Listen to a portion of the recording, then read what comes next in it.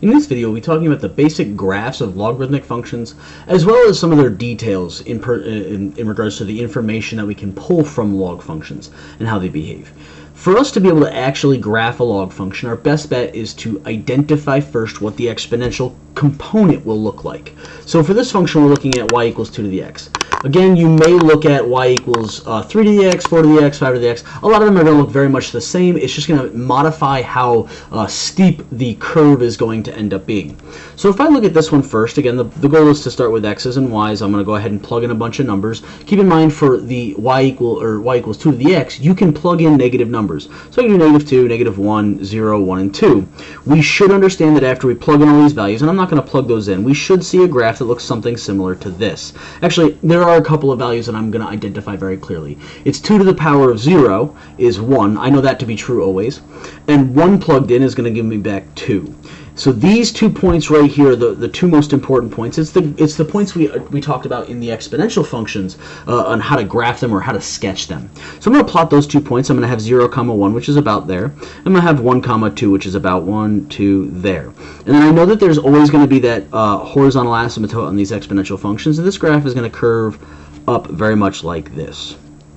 Now, if you recall the basics of inverse functions, an inverse function must have all the x's and the y's swapped. Again, that's the goal of the function. If I swap the x and the y in this, I can then solve it to get to this. If you need that middle step is legit x equals 2 to the y. And again, the awkward part about going from here to here is that there's no algebra to be done. It's a skill of understanding that this function is the same as this function, such that the base of 2 is the base of 2 in this log, such that every log is equal to an exponent. So there's the exponent, and it must be equal to y equals to that log. And then this remaining stuff over here has to go inside that log function. So now we've got this log function, and what we should understand about the table of values for this one is that all my x's and my y's are being swapped. They're being changed.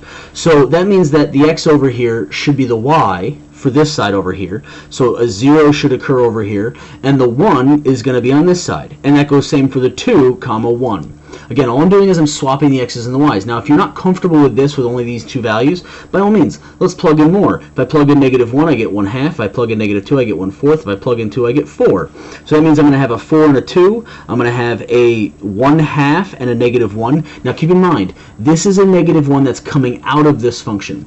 The inside of a log can never be negative, but the value it spits back can be negative. So if I plug in 1/4, I'm going to get a -2 back. Now, if I were to go ahead and plot these values, I'm going to do that in red to emphasize the difference in this function. So I'm going to go ahead and circle this as red, and over here, I'm going to start plotting these values. Now, what's important is, in the exponential function, you have these 2 important points and the y equals 0 horizontal asymptote. Now, it's also important to note that every log function, because the exponential function has a horizontal, the log function should then have a vertical, because this y is going to swap to an x. So on the log function, I'm going to have a vertical asymptote of x equals 0. So let me go ahead and dot that in there. That's going to be right here. And you'll notice how, again, it seems like that graph was flipped directly over a y equals x line. That's how you visualize the inverses actually occurring. The next step here is for me to plot some of these other points. If I plot 1, 0, that's right there. If I plot 2, 1, that's right here. And you'll notice how, again, it appears as though, I'm going to do this in pencil, it appears as though there's this dotted line, y equals x, that this graph, the red to black, is perfectly symmetric across. So again, the way that this should pan out is that this should come up like this, cross through those 2 points, and go off like that. Again, this doesn't count as an asymptote in any sort, like a slant asymptote or anything. No, this is just the line that says that if I were to fold this graph along that dotted line, the black will land perfectly on the red and vice versa. So that right there is your log function. Notice how a log function specifically has a vertical asymptote, and it has these 2 important points here. It has 1, 0 and the base of 2, 1. So this is your basic idea of graphing these logarithmic functions. What's important to understand about these logarithmic functions is that all the details of an exponential function, such their domain, range, and certain other pieces of information, will correlate, again, inversely to that of the log function. So I'm not going to cover all the details of the exponential function because it should have been covered on a previous video, and we should understand those. But if I'm talking about the details of a log function,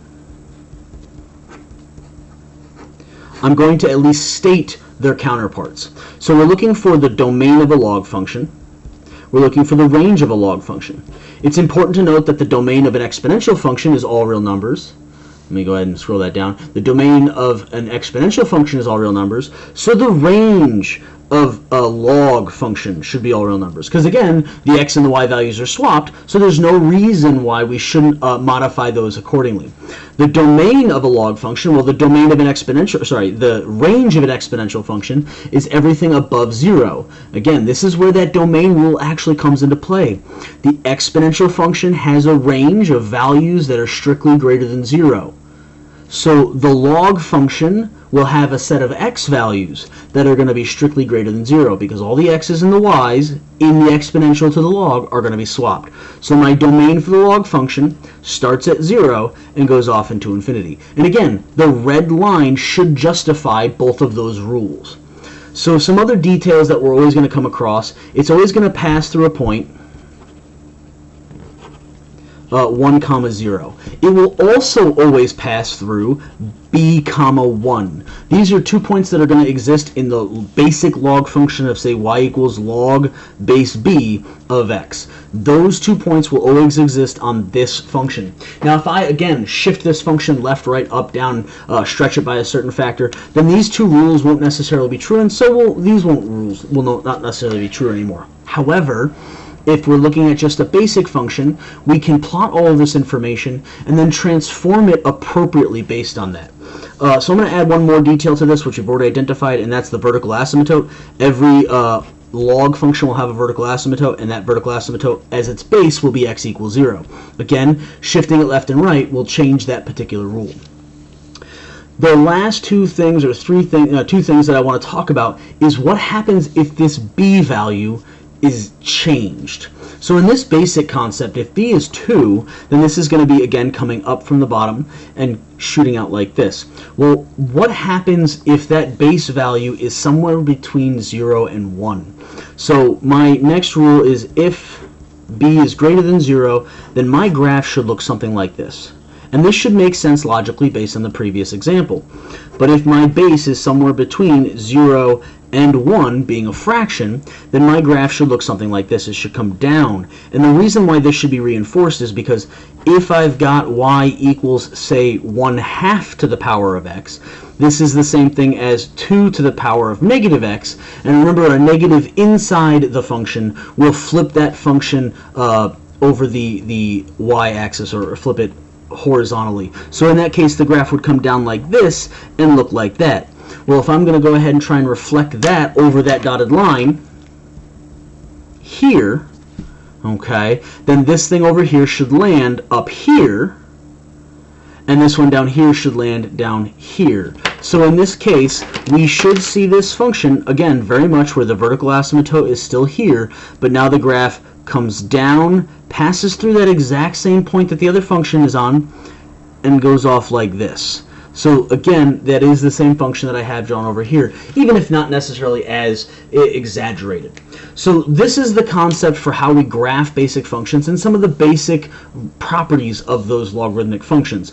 The whole focus is still on the concept of the log function is the inverse of the exponential function. If we can identify information about the exponential function, we can clearly identify information about the log function.